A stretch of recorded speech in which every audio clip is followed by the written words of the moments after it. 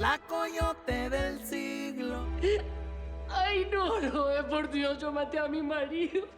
Primero mataron a mi marido por mi culpa y ahora esto, no. ¡Aime! ¡Auxilio! ¡Aime! ¿Qué diablos? ¡Ay, venga! Yo no fui, parce, yo no fui. Bueno, yo sí fui, pero sin intención, amistad.